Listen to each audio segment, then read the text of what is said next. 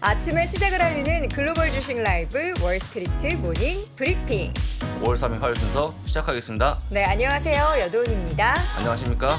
정우성입니다. 네, 장우석 부사장님. 네, 도레미파솔 한번 해보세요. 도레미파솔. 뭐 음이 왜 똑같죠?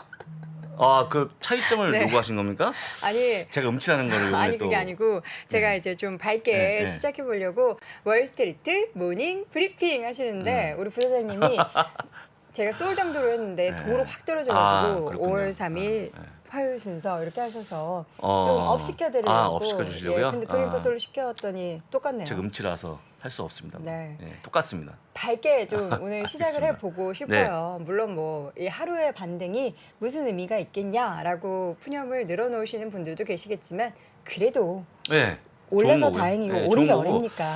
오늘 하루에 반등이 끝나지 않을 것 같아요. 저는 주간은 쭉 이어질 것 같은 느낌이 듭니다. 좀 이따 이제 그 근거를 보여드리겠습니다. 자, 정말 어제 저희가 간절하게 기원을 했었잖아요. 5월의 그렇습니다. 시작 그리고 5월 시장은 그동안 역사적 흐름과 좀 달랐으면 좋겠다. 시장을 팔고 떠나는 게 아니라 네. 우리가 남아있는 우리들이 정말 승리할 수 있는 또 웃을 수 있는 그런 네. 시장이 됐으면 좋겠다라는 바람을 가졌는데 참 이번 주에 FOMC 오늘 밤부터 또 열리잖아요. 네, 열리죠. 네, 여러 가지. 열리는데 많은 분들이 이제 50bp는 다 그냥 이해하고 계신 것 네, 같아요. 네. 네, 넘어가는 것 같습니다. 다음 네, 달에는 뭐 또 자이언트 스텝 얘기가 스물스물 네, 나오고 있는데 그럴 수 있죠. 어찌 됐건 참 탈도 많고 음. 우리가 또 지켜봐야 될 이슈들 참 많은 그런 시장인 것 같습니다. 잠시 후에 방금 전 마감한 시장 상황은 우리 장 부사장님께서 잘 정리해 주실 거고요. 오늘은 대신증권 또 문남중 수석 연구위원이 함께합니다. 심층 인터뷰 시간에는 네. 지금 현재 미국 시장에 대한 증시의 흐름에 진단을 해보고요. 또 변화가 나타나고 있는데 이 변화가 의미하는 바 또 어떻게 우리는 방향성을 가늠해야 하는지를 함께 확인해 보도록 하겠습니다. 또 오늘도 역시나 월가의 소식은 미국 주식에 미치다 이항영 전문위원과 함께 확인해 보시죠. 자, 오늘 네. 주제부터 보도록 하겠습니다. 자, 오늘 주제입니다. 연준의 금리 결정을 앞두고 3대 지수가 어렵게 반등했다고 적었고요. 네. 특히 반도체 업종이 크게 올라오면서 오늘 시장 상승을 이끌었다고 좀 보시면 될 것 같습니다. 네. 바로 이어서 3대 지수를 볼 건데요. S&P 500 0.57%가 올랐고요. 다우지수 0.26%, 나스닥이 무려 1.63%가 올라가면서 상승 이끌었다고 보시면 될 것 같습니다. 근데 보시는 것처럼 1시간 남겨두고 아직 급속하게 올라가는 그런 모습 보여주면서 느낌이 좀 좋아 보입니다. 네, 지금 막판에 저는 그 3시 이후에 저 양봉이 따다다다다 한 6번 정도 양봉 흐름이 그래서 나와가지고 제가 이 연두 셔츠를 제가 일부러 입은 건데요. 네. 한 3시 반경부터 준비했습니다. 아, 미리가 오늘 올라가는 폭이 네. 종가까지 올라갈 것 생각이 들면서 네. 입었기 때문에 느낌이 좋았는데요. 좋았는데 사실 이제 금리를 앞두고 올라가는 그런 흐름은 뭐냐면 네. 일단 금리 인상은 알고 있다. 기정사실이다. 라고 좀 보는 게 아닌가 싶어서 다시 얘기하자면 이번 주에 큰 폭의 반등을 저는 예상하고 있는데 네. 우리 여돈앵커는 그렇게 보십니까? 전망을? 뭐 제가 전망하는 게 뭐 맞고 틀리고가 의미가 전혀 없기 때문에 저는 그냥 항상 물 떠놓고 기도하는 물 떠놓고 마음으로 기도하는 시장을. 마음으로 제가 보였습니다. 저도 사실 미국 주식 투자를 하고 있지만 저는 뭐 제 돈 마이너스 되는 거는 아깝지 않아요. 돈은 아깝지 않다? 본인 돈은 거는? 있다가도 없고 예. 없다고는 있는 거니까. 근데 저는 우리 시청자분들의 시청자분들. 마음과 네, 또 그렇습니다. 자산이 많이 좀 불어나기를 바라는 네. 바람을 늘 갖고 있기 때문에 우리 부사장님도 그러시잖아요. 저도 마찬가지입니다. 네. 근데 저는 이제 그 밤에 다소 시달리는 건 좀 있죠. 약간 시달립니다. 약간이 아니고 제가 알기로는 많이 시달려서 네. 어떻게 제가 자. 한번 또 밤에 가서 한번 울까요? 아닙니다. 자, 그렇다고 보시면 될 것 네. 같고요. 아마 어제였나요? 여도원께서 말씀하신 게 다음 달 이번이죠. 5월 달에 금리 인상 뭐 몇 %였습니까? 거의 50bp가? 97% 정도 였죠. 됐다고. 근데 여러분들 보여드린 표처럼 5월에 0.5, 6월에 0.75 인상도 네. 약 90% 확률을 보고 있습니다. 여러분들 지금 금리 인상이요. 그냥 50bp가 끝나는 게 아닙니다. 네. 더 올립니다. 그래서 이게 아까 뭐라고 했죠? 자이언트 스텝이요? 네네. 제가 보기에는 초울트라 메가톡 메가톡. 고스트로 보이기 때문에 아. 역시 올라가지만 하지만 아까 보여드렸지만 네. 금리 인상 올라갈 수밖에 없는 그런 부분을 이해하는 게 아닌가 싶고요. 제가 보기엔 더 올려도 지금은 시장을 빠뜨리는 어려워 보입니다. 그래서 어차피 올릴 거면 확 올리고 마는 게 나을지도 모르는 그런 그림을 볼 수 있을 것 같고요. 네. 하다 보니까 10년 국제 금리가 2.977까지 올라갔고요. 오늘 고점을 찍었는데 3.01까지 찍으면서 상당히 좀 올라가는 그런 모습 보였다는 게 오늘의 모습이었다고 보시면 될 것 같습니다. 네, 우리 부사장님 얼른 매너 모드로 바꾸시고요. 우리 미주민 패밀리 분들이 카카오톡을 보내고 그렇습니다. 있습니다. 예, 예. 우리 김영선 대리가 아침부터 엄청 열일하고 있네요. 예, 그렇습니다. 네. 왜냐하면 저희가 이제 원고도 받고 그쵸. 해야 되기 때문에 약간 불편한 점 네. 다시 한번 양해 좀 부탁드리겠습니다. 아니 어제 저는 이 10년 만기 국채 금리가 장중에 3%를 넘었다라는 그 기사를 보고 나서 올 게 맞구나. 올게 왔다. 네, 원래 이제 뭐 4월 안에 뭐 이렇게 얘기를 했는데 5월 초에 이제 온 거잖아요. 온 아직 거죠. 이제 뭐 마감 기준으로는 아니지만 그냥 올 게 왔다라는 생각이 들어서 뭐 올 테면 다 와봐라. 와봐라. 나는 예, 마음의 예. 준비가 돼 있다. 저는 그렇게 생각을 했어요.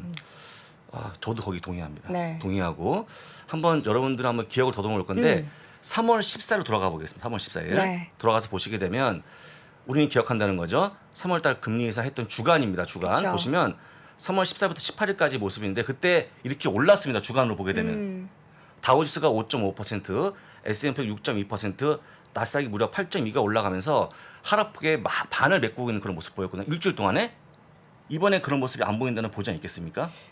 아니, 그러니까 우리가 3월 14일이 여러분 무슨 날인지 기억하시죠? 화이트데이가 아니고 그날 첫 번째 아니고요. 금리 인사 금리 인사했던 됐던 그때 날이잖아요. 0점이 올랐을 때 바로 그 주간을 보여주는 건데 네.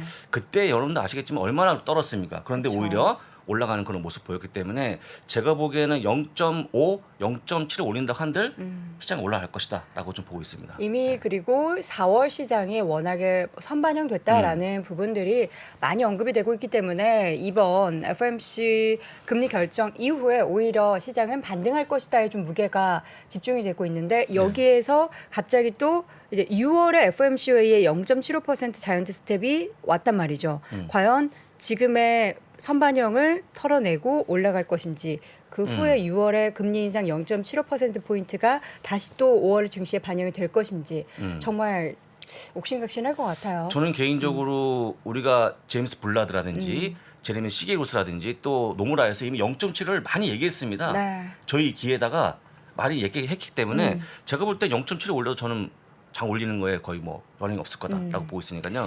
편한 마음으로 보시면 좋을 것 같고요. 네, 종목 금리 볼까요? 인상은 더 이상 우리한테 악재가 아닙니다. 라고 저는 생각한다는 거 다시 한번 말씀드립니다. 알겠습니다. 네. 자, 어제 시장에서 특징적이었던 종목들을 좀 보도록 하겠습니다. 한 종만 보시면 좋은데 바로 아마존입니다. 아마존인데요. 네. 그 많이 빠져서 4.75까지 빠졌다가 간신히 반등해서 플러스까지 끝났는데요.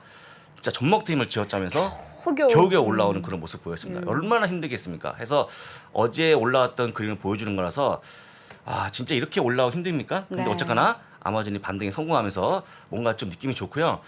왠지 느낌에 이번 주의 상승은 어떤 팡이 좀 이끌지 않을까라는 그런 기대감을 갖게 됐습니다. 사실 우리가 기대했던 이런 굵직한 기술주 종목들의 실적이 아쉬운 부분들이 좀 많았고 있었습니다. 그래서 예. 주가에도 반영이 많이 됐었는데 이제는 좀 분위기가 반전이 그렇죠. 돼서 좋아져야죠. 좋아진 흐름 기대해 보도록 할 텐데 맵을 전체적으로 예, 봐도 맵을 좀 보겠습니다. 감사히 기술주 예. 움직임들이 긍정적이었습니다. 예, 그렇습니다. 1번인데요.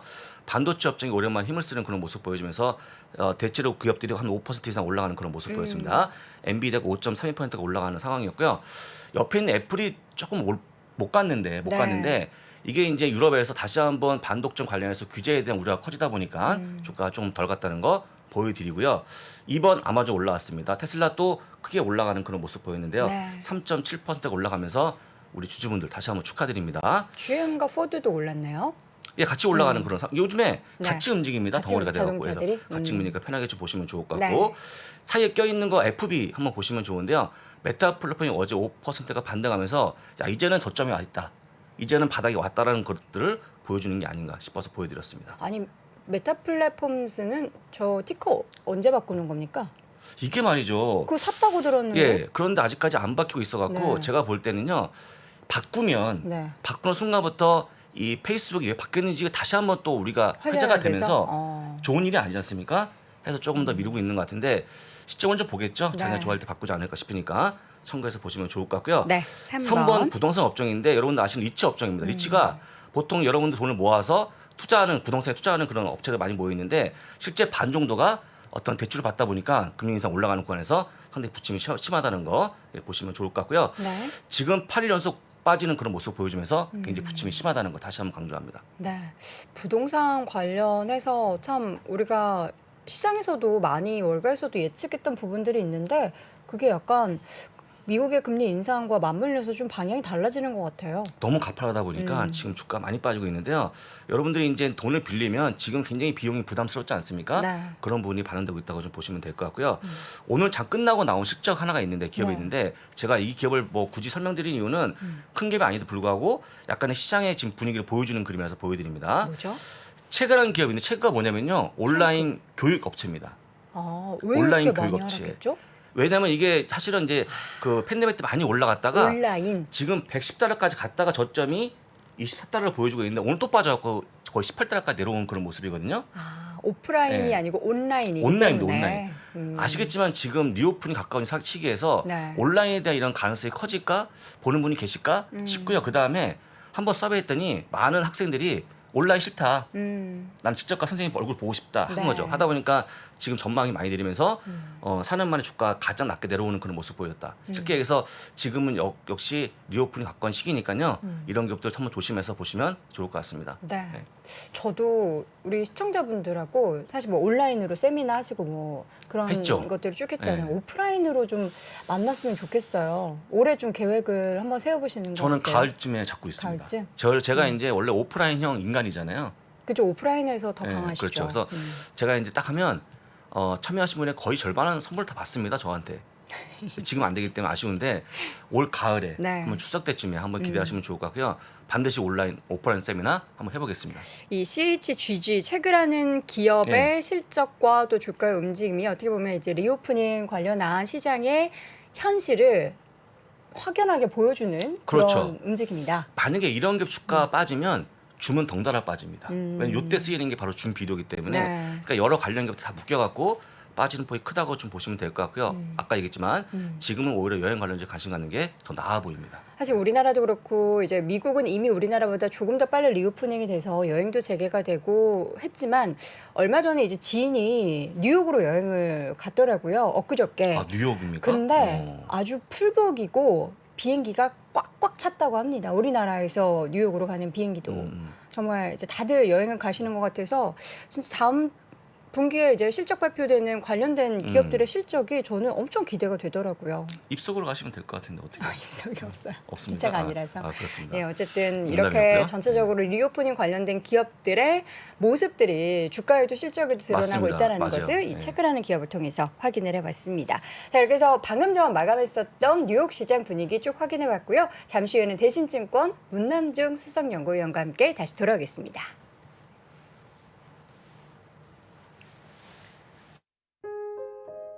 뭔가 그곳을 떠난다는 게 되게 믿기지가 않았거든요. 반평생보다 더 많이 거기서 자랐는데 갑자기 떠나게 된다니까 믿기지도 않았고. 여러분의 독립은 몇 살이었나요? 보육원의 아이들은 만 18세가 되면 시설을 나와 홀로 살아가야 합니다. 어른이 되기는 아직 이른 나이. 곁에 아무도 없다면 그것은 자립이 아니라 고립입니다. 18. 홀로 어른이 되어야 하는 아이들을 위해 함께 해주세요. 아름다운 재단은 18 어른의 건강한 자립을 응원합니다. 아름다운 재단 18 어른 캠페인.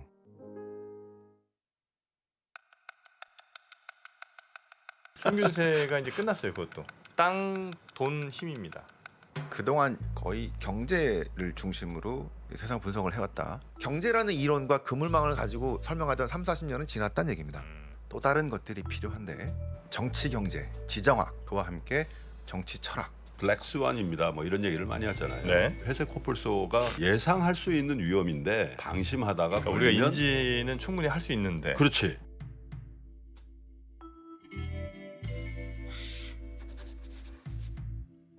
내가 저기서 돈이 흐른다고 지금 몇 년째 얘기합니까 지금? 예?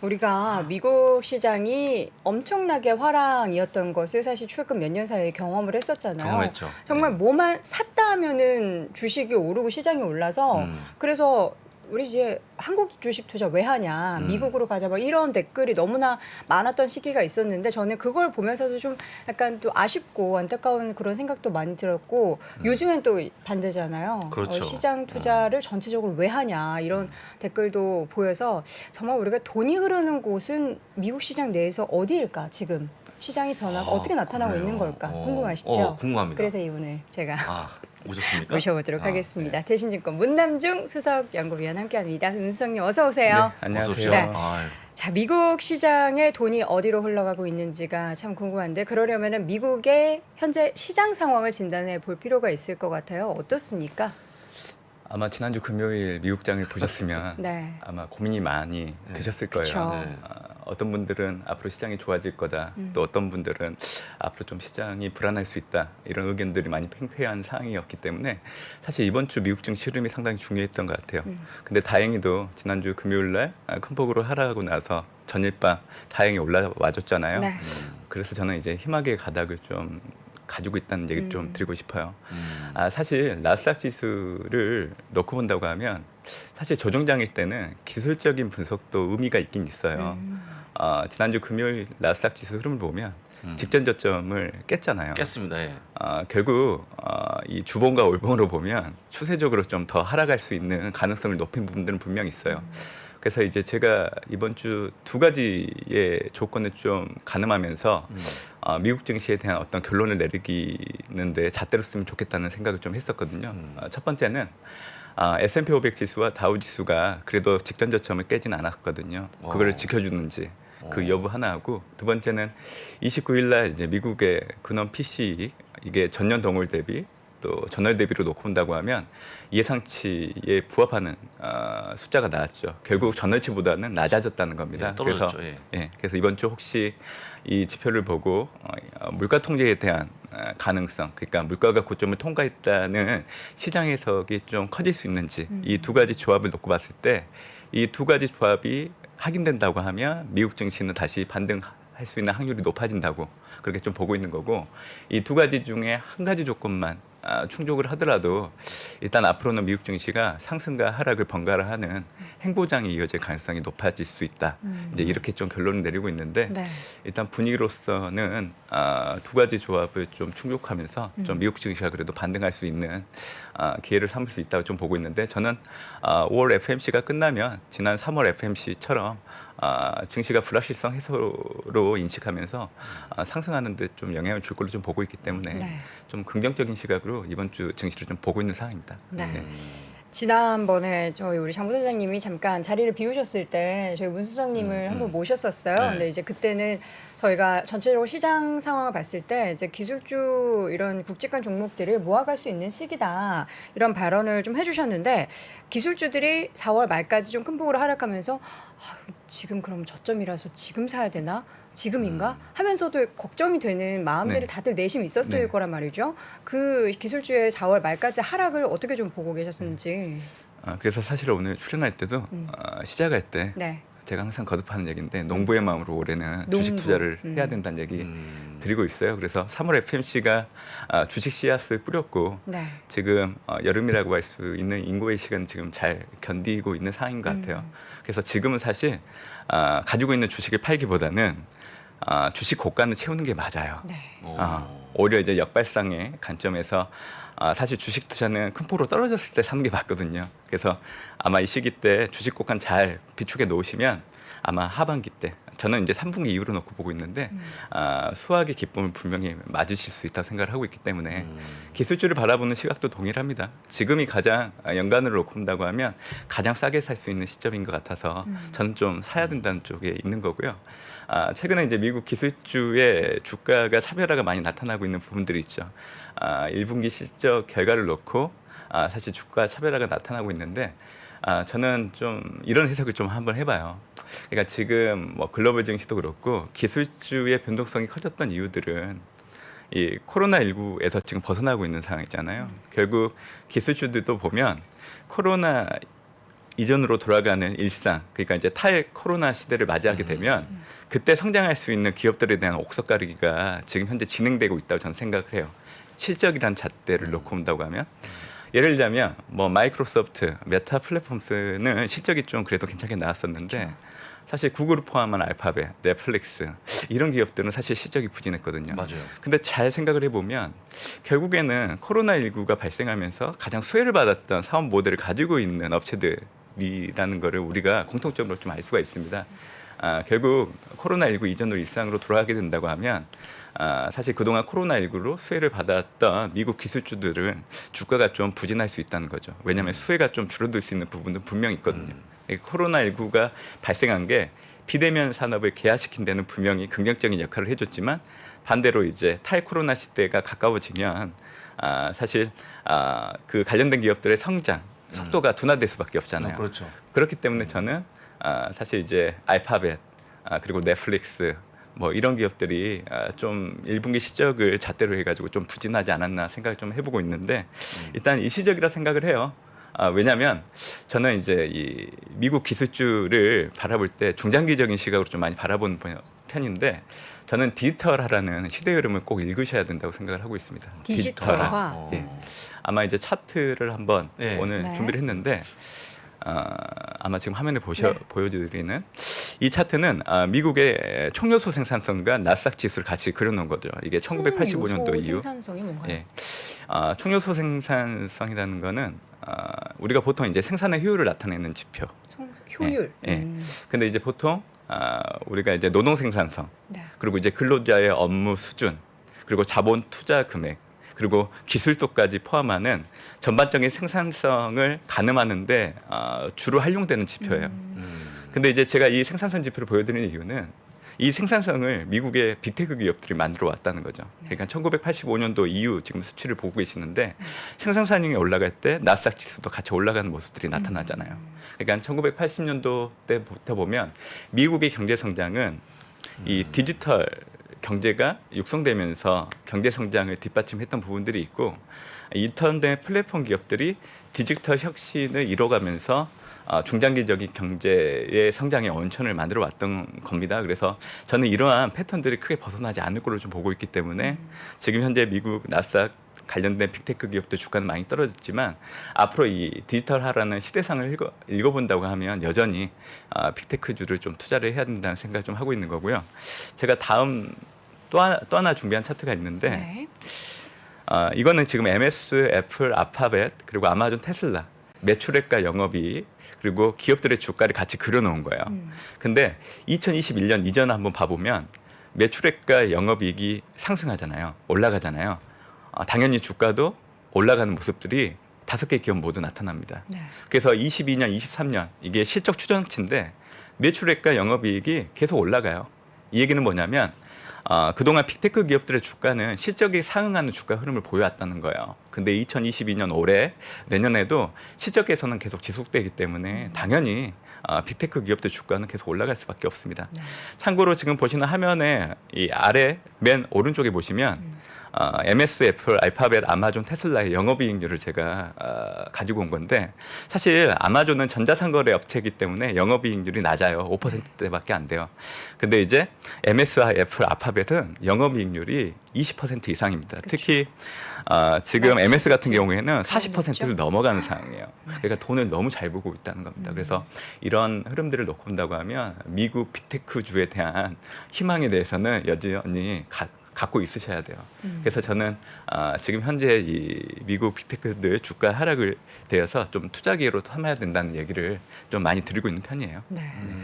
사실 이제 저 이제 5개 기업들이 대표되는 그런 기업들이잖아요. 근데 저 안에서 저걸 하나하나 사기가 쉽지가 않으니까 저걸 다 아우르는 ETF를 많이들 매수를 그렇죠. 하잖아요. 있습니다. 근데 예. 그 ETF의 흐름이 저는 최근에 보면은 애매할 것 같아요. 어떤 건 좋고 어떤 건 안 그렇죠. 좋아서 애매하죠. 예. 그렇게 되다 보면은 횡보를 하지 않을까. 이러면 이 안에서 옥석가리기를 해서 뭐 하나, 2개 정도를 사야 되는데 뭘 사야 될까? 우선순위를 둔다면 5개 중에서 뭐를 가장 좋게 보시는지도 궁금해요. 저는 사실 마이크로소프트가 이 독보적이죠. 마가시라는 기업들을 놓고 봤을 때 음. 단연코 가장 선두에 설 수 있다고 보고 있는데 그렇죠. 그 이유는 결국 클라우드 사업 부분이 생각보다 음. 빠르게 속도가 높다는 거예요. 애죠. 실제적으로 실적을 추이를 놓고 본다고 해도 중과율 자체가 사실 클라우드 사업 부분이 견인하고 있는 게 실적으로 확인되고 있기 때문에 만약에 이제 손으로 꼽으려고 하면 저는 마이크로소프트를 좀 우선시 봐야 된다 생각을 하고 있는데 제가 드리고 싶은 얘기는 하나 더 있어요. 네. 지금은 1분기 실적 때문에 각 기업들의 주가가 차별화가 나타나고 있지만 그쵸. 또 이게 시간이 지나면 모두 같이 올라갈 겁니다. 아, 제가 그 이렇게 예. 그 시기가 그러면 하반기에는 좀 변화가 네네네. 있을 것이다. 사실은 이제 1분기 실적 시즌이 끝나면 네. 그게 시작될 수 있다고 봐요. 그렇게 보는 이유는 사실 이제 MS 메타 플랫폼스를 제외한 나머지 기업들 같은 경우에는 이제 검증의 시간을 거칠 거예요. 그러니까 지금 가지고 있는 구독 경제 모델 사업과 네. 연관된 부분들을 다른 타 사업법 부분으로 어떻게 잘 상세를 하는지를 실적을 통해서 보여줘야 되고 그렇지 않으면 사실 이 기업들은 미래 산업에 대한 투자를 많이 하고 있잖아요. 네. 그리고 실제적으로 이 투자의 결과들이 실적으로 이제 확인될 때가 이제 거의 다 왔어요. 그래서 이 두 가지들을 보여준다고 하면 나머지 기업들도 같이 주가가 올라갈 수 있다는 거죠. 그래서 저는 뭐 마이크로소프트, 메타 플랫폼스가 1분기 실적 때문에 그래도 주가가 견조한 흐름이라고 생각을 하는 부분들도 좋지만 나머지 기업들 사실 주가가 좀 큰 폭으로 떨어진다고 하면 제가 말씀드렸던 이 두 가지를 염두에 두고 좀 저가 매수에 나서는 것도 나쁘지 않아요. 왜냐하면 5개 기업들은 사업 분야가 겹치지가 않아요. 그쵸. 각자 하는 분야가 다르기 때문에. 그래서 앵커님이 얘기해 주셨던 이 기업들을 담고 있는 투자를 생각을 해보면 뭐 ETF 투자도 가능한데 네. 사실 ETF 투자하는 것도 괜찮은 방법들 중에 하나죠. 근데 중요한 거는 올해 하반기 때부터 동일하게 이제 올라갈 수 있는 여력이 있다는 거죠. 개별주들의 네. 퍼포먼스가 네. 더 네. 상대적으로 좋을 네. 것이다. 요거 한 주씩 다 담으면 얼마죠? 갑자기 궁금해지는데 제가 잠시 후에 계산해서 근데 알려드리도록 이게 할게요. 그 아까 말씀하신 것처럼 유 의원님 말씀대로 치면 팬데믹 때 많이 올라온 건 맞잖아요. 맞습니다. 그럼 이제 다시 팬데믹 안 올 거니까 네. 사실 이제 그런 좋은 시절 다시 올까 한다 그러면 그거보다 약간 우리가 좀 약간 기대를 좀 내려야 되지 않을까. 혹시 이 주가에 대한 회복력을 본다 그러면 뭐 종고점을 간다든지 이런 거보다는 네네. 조금 반등하다 다시 좀 이렇게 다시 내려오지 않을까 그런 쪽 우려하는 분도 계시거든요. 그렇죠. 제가 말씀드렸던 1분기 실적이 부진했던 이유들이 결국에는 코로나19 때 수혜를 받아왔던 대표적인 사업 부분, 구독 경제 모델이 그렇죠, 되겠죠. 맞죠. 예. 이제 그거에 대한 이 성장 속도가 줄어들기 때문에 관련된 기업들의 주가가 부진한 거는 당연한 거예요. 근데 이제 그게 계속 되는 건 아니고 일시적으로 좀 영향을 받다가 희석될 수 있다고 저는 좀 얘기 드리는 거고요.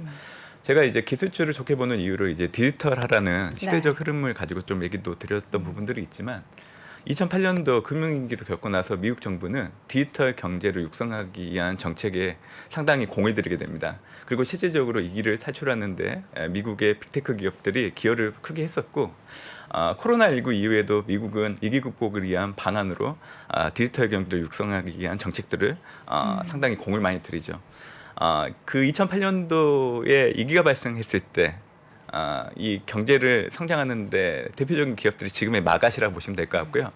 코로나19 시대 때는 아마 산업이 좀 바뀔 겁니다. 저는 그거를 이제 전기차, 2차 전지, 우주항공, 메타버스로 보고 있는 거죠. 그러니까 산업이 바뀌기 때문에 앞으로 기술주의 전반적인 상승을 견인할 수 있는 산업과 기업들이 바뀌기 때문에 그래서 저는 긍정적으로 보고 있는 거죠.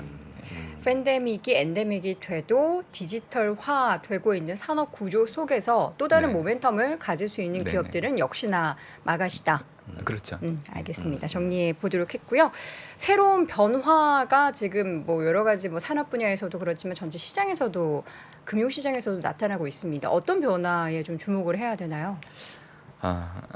사실 변동성이 크다 보니까 현재 상황에 좀 매몰되기가 쉬워요. 네. 근데 그렇게 된다 보면 변화하고 있는 걸 놓칠 수 있거든요. 근데 이미 4월 달부터 증시가 좀 좋아질 수 있는 시그널들이 좀 나타나고 있어요. 결국 이 물가가 고점을 통과했다는 시그널이 지금 나오고 있거든요. 지금 올해 상반기 때 증시 변동성을 키웠던 변수들을 보면 우크라이나 사태, 중국 식민 정책 고수 지속되고 있는 부분들. 사실 이런 부분들의 공통적인 분모는 물가라는 거죠. 근데 이제 물가가 고점을 통과하고 있다는 신호가 4월부터 나타나고 있기 때문에 그래서 이제 5월 달부터 증시가 좀 좋아질 수 있다 얘기를 드리고 있는데요. 그 시그널들은 우선적으로 이제 미국의 3월 근원 CPI가 전월 대비로는 증가율이 떨어지는 게 확인됐던 게 발단이 됐었고 이제 지난달 29일 발표된 미국의 3월 근원 PC가 전년 동월 대비 그리고 전월 대비 또 증가율이 떨어지는 게 확인됐기 때문에 그 시그널들이 누적되고 있다는 부분들을 좀 얘기해드리고 싶고요. 제가 이제 물가가 더 떨어질 수 있다고 보는 이유들은 네. 제가 차트를 하나 보여드릴게요. 네. 예. 지금 보시는 화면에 상단에 보시면 이게 글로벌 인플레이션율, 중국의 생산자 물가지수, 중국의 소비자 물가를 같이 그려놓은 거예요. 회색 톤으로 된 게 글로벌 인플레이션율인데 저기 파란색으로 된 게 글로벌 인플레이션율인데 여기서 중요한 거는 중국 생산자 물가가 이미 고점을 형성하고 감소를 하고 있다는 거죠. 결국 이 의미는 뭐냐면 글로벌 물가 상승세가 제한될 수 있다는 겁니다. 앞으로. 그리고 이제 두 번째는 뉴욕 연은 글로벌 공급망 압력 지수에 대한 부분들을 얘기 드리고 싶은데 지금 보시는 화면의 하단에 오른쪽에 보시면 뉴욕 연은의 글로벌 공급망 압력 지수를 제가 나타낸 차트를 가지고 온 겁니다. 그림 4번이요. 예, 파란색이 글로벌을 나타내는 건데 이미 고점을 형성하고 꺾였죠. 근데 중요한 거는 미국과 중국 관련된 지표도 발표가 됐는데 올해 들어서 꺾이고 있다는 거예요. 그러니까 이 G2의 물가가 꺾이고 있다는 거는 글로벌 물가가 감소하는데 영향력이 크죠. 그래서 이런 잣대들이 나타나고 있고 특히 5월달, 6월달 50pp 이상 비스텝을 하게 되면 물가가 잡힐 수밖에 없습니다, 여러분들. 그렇기 때문에 아마 올해 상반기 때부터는 물가라는 부분들이 피크를 치고 고점을 통과하는 신호가 확연하게 나타나기 때문에 아마 하반기 때는 이 물가 통제가 가능하다는 이 시장의 해석이 높아지면서 결국 시장은 미국의 금리 인상을 경기 회복에 대한 자신감으로 해석하는 시각들이 많이 높아질 거예요. 그러니까 금리가 올라가더라도 주가가 올라가는 기현상이 발생할 걸로 좀 보고 있기 때문에 저는 사실 연준의 금리 인상을 가지고 좀 우려하시는 분들이 많은데 전혀 그렇게 생각하실 필요는 없다는 얘기들을 좀 드리고 있는 편이에요. 네. 자, 지금 이제 우리 시청자분들은 많이 고민을 하고 계신 것 같아요. 네. 나는 저가 매수, 분할 매수 하고 있다. 나는 지금이 오히려 떠나야 될 시기라고 본다. 이런 좀 팽팽하게 의견이 그렇죠. 엇갈리고 네. 있고 혼란이 있을 수밖에 없는 게 지금 여러모로 과도기 아닙니까? 그렇죠. 앞으로의 맞습니다. 방향성을 누구도 예측하기 어렵기 때문에 우리가 정말 이 과도기 속에서 어떻게 선택하느냐가 앞으로의 자산의 증식과 또 많은 영향을 미칠 만한 변수가 될 것 같은데 기대가 되지만 좀 걱정도 되는 부분이 여전히 있어요. 있습니다. 누구나 예. 확실할 수는 예. 없으니까. 그렇죠. 예. 가장 중요한 게 네. 일단은 뭐 저기 연준의 금리 결정인데 네. 고시죠 어떻게, 이제. 그게 제일 중요하죠. 고용지표 중요하고. 네네. 어떻게 보십니까? 일단 저는 5월 FMC 결과는 불확실성 해소로 좀 받아들일 가능성이 있기 때문에 지난 3월달 FMC처럼 오히려 증시가 보합이나 아니면 이제 올라서 끝나는 네. 모습들이 연출되지 않을까 생각을 하고 있고요. 이번 주 또 고용지표 발표되잖아요. 예. 근데 중요한 거는 올해 같은 경우에는 경제지표든 실적이든 지난해 기저효과 때문에 왜곡되는 부분들이 많아요. 그래서 발표되는 기간에 절대 수치가 견고하다고 하면 시장은 부정적으로 해석하지 않을 겁니다. 4월 고용지표를 보면 비농업 부분 고용자 수가 지금 현재 예상치가 40만 건인데 전월보다는 떨어져요. 근데 그럼에도 불구하고 시장은 좀 그렇게 확대 해석하지 않을 걸로 좀 보고 있는 이유는 미국은 이미 안정고용을 달성을 해놨기 때문에 일시적인 지표 부진에 대해서 그렇게 확대 해석을 하지 않을 거라고 보는 거죠. 실업률 같은 경우에는 이제 전월과 동일하게 나오죠. 그리고 이제 제가 하나 더 주목하는 지표는 시간당 평균 임금인데 이게 전년 동월 대비로 놓고 본다고 하면 전월보다는 떨어져요. 이게 어떤 게 시사하는 거냐면 사실 그동안 미국 경제를 괴롭혀왔던 부분들 중에 하나가 일손 부족이었잖아요. 일손 부족. 그렇죠. 근데 이제 그거를 확인할 수 있는 경제 지표가 대표적으로 시간당 평균 임금이에요. 근데 이게 전월보다 떨어지기 시작했다는 것 자체는 미국 내에서도 일손 부족이 그나마 좀 완화되고 있다고 받아들일 수 있기 때문에 결국 임금 상승이 증가율이 떨어진다는 거는 앞으로 물가도 좀 떨어지는데 영향을 줄 수 있는 요인이거든요. 그래서 저는 4월달 고용지표에 대해서는 그렇게 부정적으로 해석하지는 않고요. 아마 FMC 고용지표 결과도 증시가 잘 감내해서 잘 보낼 수 있지 않을까 생각을 하고 있어요. 네. 저는 너무 이제 미리하는 감사는 참 좋은데 미리하는 걱정도 사실 네. 일부 가지고 있거든요. 뭐 이번에 5월에 50pp는 네. 기정사실화 되고 있다 네. 손치는데 이제 5월 아직 FOMC 진행도 안 했는데 벌써 6월 얘기를 하고 있어요. 아, 네. 75bp 네. 얘기를 땡겨다가 네. 지금 5월 자꾸 시장 흔들려는 네, 그런 네. 기사들이 많이 네. 나오고 있는데 그 부분에 대해서는 어떻게 이것도 그냥 그때 되면은 불안시성 해소로 생각할 수 있는 부분이라 5월 시장을 좀 네. 무난하게 넘어갈 수 있을지. 올해는 기다리시는 분들이 아마 연말 되면 웃으실 거예요. 예, 그러니까 제가 이 얘기를 해드리는 이유는 네. 물가 통제를 하기 위해서는 공격적인 금리 인상을 해야 돼요. 네. 그러니까 단기적으로는 경제 성장률을 떨어뜨리는 요인이긴 해요. 또 단기적으로는 시장의 변동성을 높이는 요인이긴 하지만, 네. 근데 장기적으로는 고인플레이션이 지속되는 거를 막을 수가 있고 또 경제 성장하는데 오히려 긍정적으로 작용을 해요. 그래서 올해 물가를 잡으려고 하면요, 5월달, 6월달, 7월달까지 50pp 이상 연속적으로 금리를 올리면 물가는 잡혀요. 그리고 우리가 이제 한국 사람들이 이런 얘기 하잖아요. 어떤 싹을 없앤다. 네. 그죠. 그러니까 5월, 싹을 6월까지는 잘라버린다. 물가 통제를 하는 효과를 보는 거고요. 7월까지 빅스텝을 하게 되면 네. 물가가 아예 올라갈 수 없는 싹 자체를 도려내 버리는 거예요. 그러니까 오히려 5월, 6월, 7월 50pp 이상 연속적으로 3번 하는 게 좋다고 보시면 되고요. 네. 지금 연준이 만약에 5월달 50pp 하고 6월달에 75pp 인상을 결정하는 결정을 내리면 네. 여러분들은 어떻게 해석을 하셔야 되냐면 연준이 과거와 올해 좀 달라진 부분들은 시장과 선제적으로 소통을 하고 있다는 거예요. 그러니까 연준 입장에서도 빨리 물가 통제를 하고 물가 통제를 하게 되면 당연히 베이비 스텝을 통해서 연말까지 금리를 올리는 선택을 하게 될 겁니다. 결국 시장 불확실성을 안화시키려고 하는 연준의 의지에 대해서 여러분들이 박수를 좀 보내줘야 돼요. 그러니까 연준이 만약에 6월달에 75pp를 하게 된다고 하면 물가 통제를 좀 빨리 하면서 최대한 시장의 어떤 변동성을 줄이기 위한 연준의 어떤 노력이라고 그렇게 받아들여 주셔야 되기 때문에 빨리 매를 맞는다. 예, 맞아요. 그래서 아마 시장은 뭐 연준이 뭐 빅스텝을 연속적으로 하더라도 이미 시장에 다 알려져 있잖아요.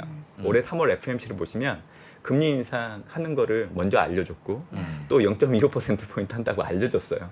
그리고 또 5월 달에 QT 한다고 알려줬어요. 그동안 이렇게 친절하게 연준이 시장에게 소통을 해본 적이 없거든요. 근데 벌써 5월달, 6월달 제가 보기에는 빅스텝 기정사실화 해줘 버렸잖아요. 그래서 의외로 막상 이벤트 결과를 놓고 본다고 하면 증시에 미치는 영향력이 그렇게 크지 않을 걸로 좀 봐요. 또 이분 나오시면 갑자기 기분이 좋아집니다. 아니 참 무거울 법한 이야기예요. 사실 이런 이야기를 명확하게 해주시는 네, 분들이 그렇죠. 없고 이렇게 말씀하시기가 정말 어렵거든요. 그래서 오늘 참 무거운 질문들 많이 네. 드렸는데 이렇게 또 시원하게 답변해 주셔서 감사 말씀드립니다. 자, 지금까지 오늘 심층 인터뷰는 대신증권 문남중 수석연구위원 함께했습니다. 문 수석님 고맙습니다. 감사합니다. 이분이 오면 시장 얘기 듣고 싶어서. 또 신부님께서 요즘에 탑3 안에 인기를 또 누리고 계십니다. 변동성 자산이기 때문에 이런 위기가 왔을 때 너무나 큰 기회가 옵니다. 아니 1500에서도 주식을 안 샀는데 1800, 1700에서 사시겠습니까? 저는 그거는 그닥 도움이 안 되는 조언이라고 보고요. 페드가 첫 금리를 인상을 할 때는 투자 규모를 더 늘려야 될 겁니다. 페드는 이제는 금리를 올려도 경제가 버틸 수 있다라고 판단을 했다라고 합니다.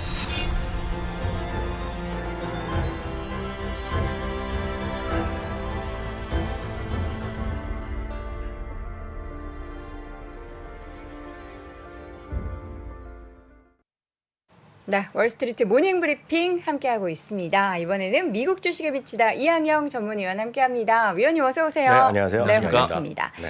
자, 5월에 첫 거래일이 다행히도 좀 반등을 하면서 저희 둘을 이렇게 번갈아 가면서 보시죠. 표정만 보면 압니다, 제가 분위기를. 그렇죠. 네. 다행이에요, 그래도. 정말 다행이죠. 다만 오늘도 이제 연중 최저치까지 떨어졌다가 이제 반등을 했는데 네. 문제는 이제 왜 올라가는지 이유를 모르는 거죠. 그것은 역설적으로 보면 이유를 모른다는 것은 그만 한편에서 보면 야 떨어져도 너무 많이 떨어졌구나. 지난주 말에 떨어졌고 한 달간으로 떨어졌고 또 4개월 1월부터 4월까지 너무 많이 떨어지다 보니까 설명할 것도 없는 거죠. 너무 많이 떨어졌으니까 좀 반등한다라고 보셔야 되겠고요. 이거는 3-4%까지 떨어지고 뭐 1% 올라간 걸 반등이라고 얘기하기에도 한마디로 거시기한 그런 흐름이라고 이해하셔야 되겠고요. 그보다는 역시 오늘 중요한 것은 10년물 금리가 드디어 이제 3.0%를 갔다가 왔거든요. 그러니까 이거 자체가 오늘 더 중요한 흐름이라고 보셔야 되겠죠. 이거 이제 위에 보이는 것이 약간 진한 것이 10년물이고요. 여기 노란 거 약간 흐린 것이 2년물이거든요. 네. 하지만 10년물이 3.0% 넘었다가 아마 2.93 정도로 네. 끝날 수 네, 있을 맞습니다. 텐데요. 여튼 그만큼 이제 금리가 올라가는 건 이제 기조적인 흐름이라고 보셔야 되겠고요. 앞서 이제 문남주미형한테 저도 배웠습니다. 50bp, 50bp, 뭐 75p로 하는 건 싹을 잘라버린다고. 그게 맞겠죠. 이코노미스트께서 말씀하시는 거니까. 여튼 그 정도로 저는 하여튼 그 싹까지 모르겠지만 하여튼 이런 얘기가 나오면 빨리빨리 올려야 되는 거고요. 연준에 이렇게 그 얘기하는 것은 항상 미리 충분히 예고하는 거기 때문에 그래서 제가 50bp는 정해진 거다라고 보셔야 되겠고요. 한 2-3주 정도 지나면 또 6월에 얼마일지 다 정해질 겁니다. 그래서 너무 거기에 걱정할 이유도 없고 예측할 필요도 없다는 거죠. 그래서 어제 지나간 얘기지만 오렌 버핏이 이런 얘기했잖아요.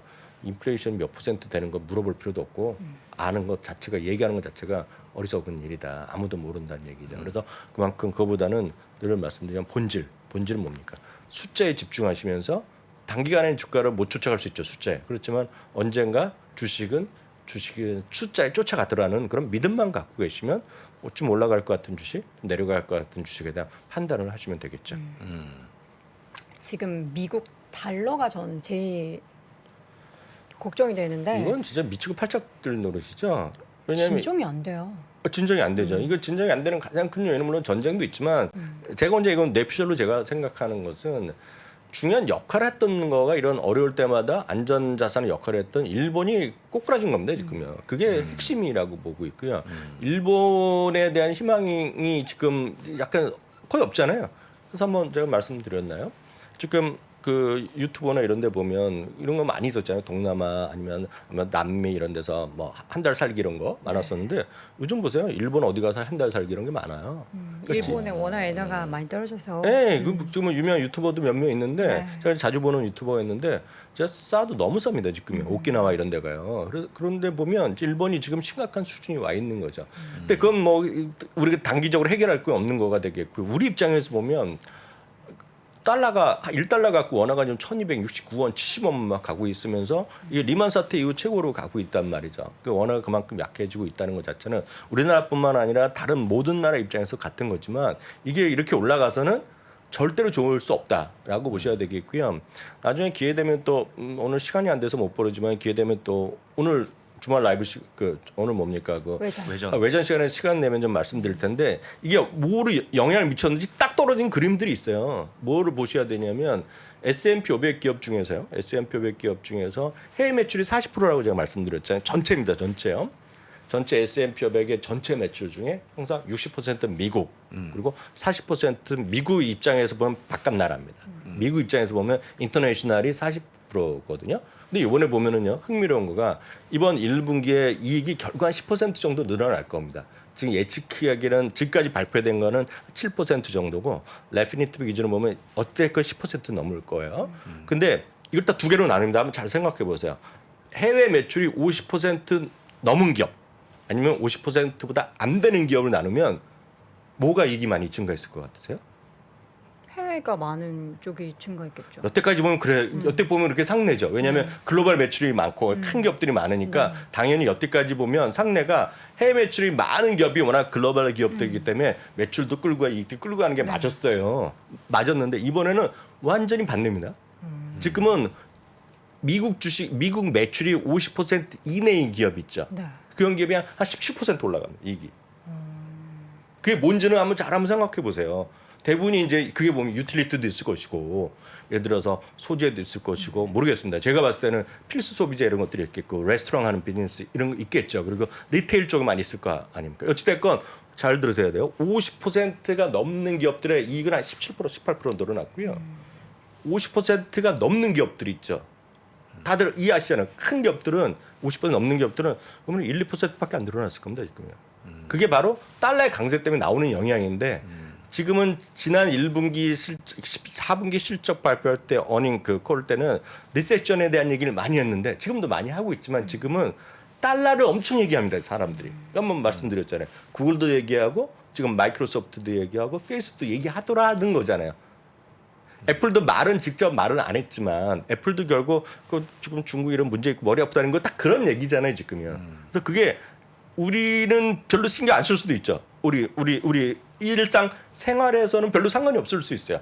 우리가 먹고 사는 문제에서는 우리가 주식이 아닌 일상 생활에서는 뭐 그런 거보다 뭐 값이 다 올랐다고 생각하잖아요. 일본 라면 제가 엄청 좋아하잖아요. 라면도 요즘 뭐 만 원 이하가 별로 없어요. 엄청 다 비싸졌고 모든 게 비싸지는 세상인데 그래도 야 그러려니 생각하는데 그렇게 구분은 생각 안 해보셨을 겁니다. 구분은 매출이 해외 매출 50% 넘는 기업과 해외 매출 50%안 되는 기업의 차이가 저도 보고 깜짝 놀랐어요. 지난 주말에 발표됐거든요. 제가 자세한 거는 제가 이따가 외전 시간에 네. 시간이 되면 수가적으로 설명드리겠습니다. 하여튼 이게 결론을 보면 많이 돌아갔지만 미국 달러가 이렇게 엄청 올라가는 것 자체는 쉽게 해서 누구한테도 도움이 안 된다. 이렇게 좀 이해하시면 되겠습니다. 네, 알겠습니다. 달러의 움직임이 좀 진정이 돼야 되는데 그러니까요. 그러지 못해서 좀 부담이 되는 부분들이 여간 많은 게 아닌 것 같습니다. 자, 종목별 움직임을 좀 체크를 해보도록 할게요. 어제는 그래도 소폭이 좀 반등하고 있는 종목들이 많았어요. 반등을보다는 뭐 하락이 저지됐다라는 정도. 하락 저지를보다는 일시 쉬었다라는 정도가 더 솔직할 것 같아요. 제가 보기에는 애플이 0.2% 정도 그 플러스 났지만 말씀드렸다시피 지난 실적 발표한 이후에요. 의견을 바꾼 건 없어요. 그렇지만 목표 주가가 네 군데나 내려갔다라고 일단은 보셔야 되겠고요. 애플이 목표 주가 내린 것은 회사 스스로가 한 90억 달러 정도, 80에서 90억 달러 정도 매출에 손실이 있을 수 있다 얘기했거든요. 80에서 90억 달러면 전체 매출의 10%, 10% 정도 됩니다. 그래서 그 정도라고 이해하시면 되겠고요. 아마존이 이제 이렇게 엄청 떨어지다가 좀 양봉이 나왔지만 뭐 하락이 지지돼 이거 좀 쉽지 않죠. 지금 떨어지는 추세라고 보셔야 되겠는데요. 투자하기엔 변화는 없지만 목표 주가는 최소 20곳이나 하향시켰거든요. 그러니까 이런 것들이 엄청나게 지금 주가가 하락하는 그런 흐름을 갖고 왔기 때문에 오늘 반등한 것도 있죠. 반등은 있겠지만 제가 봤을 때 보면 큰 의미는 없는 반등이라고 저는 솔직히 얘기를 하고 있습니다. 어찌 됐건 우리는 놀잖아요. 어린이날 놀지만 놀죠. 네, 월요일날 목요일날 새벽에 있을 연준회 그런 결정. 연준의 결정 다들 알아요 지금. 앞서 문단중 연대했지만 50pp 인상 다 알고 있거든요. 뭐라고 할지도 다 감은 있죠. 갑자기 이게 큰일 났다고 얘기하겠습니까? 뭐 연준의 역할을 앞으로 잘하겠다 이런 얘기하겠죠. 미국 경제는 여전히 견조하지만 인플레이션 우려가 있고 뭐 이런 정도 할 거 아닙니까? 다 알지만 뭔가 불안한 거죠. 그래서 시장은 매수하려는 사람도 멈칫하고 매도하려는 사람도 이거 너무 많이 떨어졌나 해서 멈칫하는 그 정도라고 보셔야 되겠죠. 이 FOMC 끝나는 날 방송 해야 되지 않겠습니까? 잠깐만요. 갑자기 주에 가족 없으세요? 김프로님. 어린이 없어요? 애가 어린이? 없어서. 어린이날 참 그런 날 네, 아니 근데 말씀하시면 안 딱 됩니다. 끝나는 네. 날이라서 예, 뭐 어쨌든 그렇습니다. 예. 월간 시각을 그럼 좀 정리해 보죠. 네, 그 월간 시각은 완전히 나눌 수밖에 네. 없어요 지금요. 왜냐하면 앞서도 잠깐 얘기했다시피 지금 사자는 사람도 그렇고 팔자는 사람도 그렇고 자신이 없는 거죠. 팔자는 사람 입장에서는 야 이렇게 많이 떨어졌는데 이럴 수 있잖아요. 그러다 보니 지금 보면 요즘 이틀 동안 어제 오늘 그리고 이제 나름 지난 금요일도 덜 떨어지거나 조금 반등하거나 아니면 오늘 많이 반등한 게 어떤 종목이에요? 여러분들 아시는 것 중에 하나가 두 개가 넷플릭스랑 메타 플랫폼이잖아요. 먼저 떨어졌기 때문에 반등하는 거잖아요. 그렇기 때문에 그런 걸 보면 많은 사람들이 있다가 야 이렇게 많이 떨어졌는데 이거 팔기도 어려운 거죠. 이런 얘기를 하는 거죠. 이분이요. 매트릭스 액세스의 어드바이저 수석 어드바이저는 이런 얘기를 하고 있습니다. 주시장이 경제 둔화에 그러니까 리세션에 대해서 과도하게 우려가 반영돼 있다는 겁니다. 쉽게 해서 과매도돼 있다는 얘기죠. 너무 많이 떨어져 있다는 얘기인데요. 이분의 시각은 매수로 늘려야 될 시기 그리고 매우 매력적인 가격이라는 거죠. 다만 가로 열구가 있죠. 장기 투자자에게는. 그런 말이 있는 거죠. 이분이 그 말을 쓰지는 않았지만 제가 봤을 때 딱 그 말이 빠진 겁니다. 이건 어제 제레미 시갈 교수가 얘기한 거랑 똑같은 얘기입니다. 제레미 시갈 교수가 얘기한 거가 지금 13%, 14%가 떨어졌다는 얘기죠. S&P 500 기준 떨어졌다는 거 많이 떨어졌죠. 그리고 또 하나가 PR이 지금 17.9배라고 말씀드렸어요. 오늘은 조금 올라갔겠죠. 주가 조금 올랐으니까 하여튼 18배가 안 되는 그런 수준은 저평가라는 거죠. 저평가이기 때문에 매우 매력적인 가격 맞다라는 거죠. 이분의 얘기 그러려니 하는 거죠. 반면에 트러스트 어드바이저의 키스러너 이건 엄청 유명한 분입니다. 자주 인용되는 분이고 저도 뭐 자주 이분을 팔로우하는 분인데요. 지금은 낙폭과대에 따른 오늘도 반등 혹은 짧은 랠리가 있을 수 있다는 얘기죠. 그렇지만 추가 하락은 불가피하다는 얘기를 하고 있고요.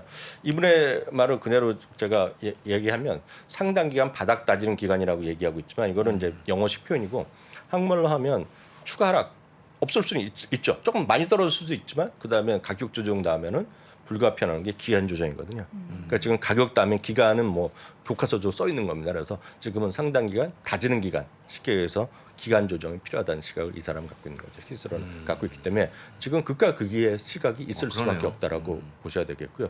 또 반면에 예를 들어서 탐리 같은 사람은 사야 된다는 얘기하고 그렇죠. 있고 또 JP 모건도 뭐 사야 된다는 얘기하고 있고 마이클 윌슨은 무슨 소리야 지금 20% 하면서 조정은 불가피하다 얘기를 하고 있는 거죠. 그래서 다양한 지표를 얘기하고 있지만 결국 지나고 나는 것은 제가 봤을 때는 결국 다 숫자를 보고 얘기할 뿐면 되는 거죠. 숫자는 뭐냐? 숫자는 장기적으로 올라가고 있지만 단기적으로는 여전히 2분기에 대한 눈높이가 또 낮아지고 있다는 거. 그게 핵심이죠. 그럼 보면 단기적인 불안하지만 장기적인 우상이야. 이런 쪽으로 보셔야 되겠죠. 월간 시각들을 봐도 사실 이 방향성이 저는 항상 엇갈리는 것 같아서 누구의 말을 들어야 될지가 참 고민이 많이 돼요. 저는 이런 게 좋아요. 그러니까 주식시장이 존재하는 거죠. 각각의 의견이 그렇죠. 다 다 다르니까. 다르니까 뭐 다 사자만 있으면 돌아가겠습니까? 저는 오히려 좋아하고요. 네. 저는 물론 이제 올라간다 쪽이지만 긍정적으로. 이런 거 다 예. 즐기시면 될 것 같아요. 내용도. 맞아요. 예. 그게 이제 좋은 얘기 하셨는데요. 그 늘 말씀드리지만 우리가 가보지 않은 미래지만 미래는 분명히 있는 거거든요. 그러니까 미래를 먼저 엄청 공부하고 연구하고 그에 대한 숫자를 제시하는 사람이 애널리스트거든요. 애널리스트 의견을 제시하면 그다음에 판단은 각자 많은 사람들이 똑같은 숫자를 보고 나서 저 말도 안 된다 그러면 파는 거고 그렇죠. 말이 된다 그러면 사는 거죠. 그렇죠. 그리고 어떤 분들은 나는 장기적으로 매달 적립주를 하는 분이 있는 반면에 나는 단기적으로 샀다 팔았다 하시는 분은 좀 머리 아프니까 안 할 수 있는 거죠. 늘 말씀드린 정답은 없고 그러기 때문에 주식시장은 존재하는 거라고 다시 한번 확인드리겠고요. 예를 들어서 이런 거죠. 오늘 같은 경우에 아마 제일 많이 올라간 주식이 하나가 이팸이거든요. 그렇습니까? 네, 얘기 안 하셨어요? 안 했습니다. 오늘 이팸 시스템즈인가요? 그게 한 8% 올랐을 겁니다 오늘요. 근데 저는 이팸을 부사장님만큼 모릅니다. 모르지만 제가 드릴 수 있는 말씀은 딱 하나예요.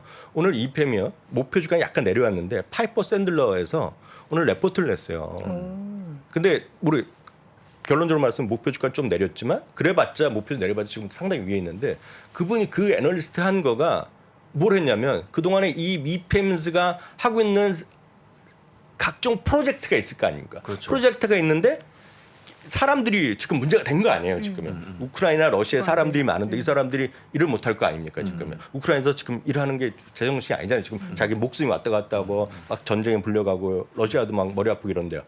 그래갖고 이 사람이 저도 풀 레포트를 읽지 않았지만 그 레포트를 대충 뉴스만 보면 이분이 그동안 이 이팸스의 그 프로젝트를 다 재검토했다는 겁니다. 그러니까 그 회사를 방문했는지 연구해갖고 그 프로젝트를 리뷰한 거예요. 그럼 결론은 야 이거는 사야 된다. 그래서 이분은 중립에서 매수를 바꿨어요. 투자 의견 올렸군요. 아니 근데 물론 그분의 의견은 한 명의 의견일 뿐이지만 그런 걸 하는 게 애널리스트죠. 그런 걸 보고 나서 야 저 사람 제대로 일을 했다 하고 좋다고 생각하면 지금 떨어졌으니까 사는 거고 아니면 팔지 않는 거고 야 지금 전쟁통에 저게 무슨 소용이야 나는 팔아야 돼 파는 거죠. 이건 정답이 없어요. 다만 이거는 다양한 시각을 저희도 전해드릴 수밖에 없는 거고 그럼 판단은 투자자들의 몫이다 5년이 그럴 수밖에 없는 거죠. 그런 관점에서 오늘 마지막으로 간단하게 소개드렸는데 네. 저는 오늘 모든 뉴스 중에서 이게 그냥 눈에 제일 꽂혔어요. 당장 주식은 아니고 오늘 살 수 없는데 미국 시간으로 수요일 날부터니까 우리가 시간을 보면 수요일 밤 목요일부터 되겠죠. 목요일 장부터 열릴 텐데요. 인베스코는 아시다시피 전 세계 3위의 자산 운용사고요. 여러분들 좋아하시는 QQQ를 운영을 한다. QQQ, 뭐 TQQ 이런 걸 운영하는 회사인데요. TQQ 운용사라 보시면 돼요. 전기차에 필요한 다양한 메탈들 있죠. 그것만 딱 뽑아서 만든 ETF를 출시했어요. 그게 이제 이번에 미국 시간 수요일부터 출시되는데 제가 늘 강조드리지만 ETF는 심벌이 다거든요. EV 있죠. EV 전기차 EV에다가 EV.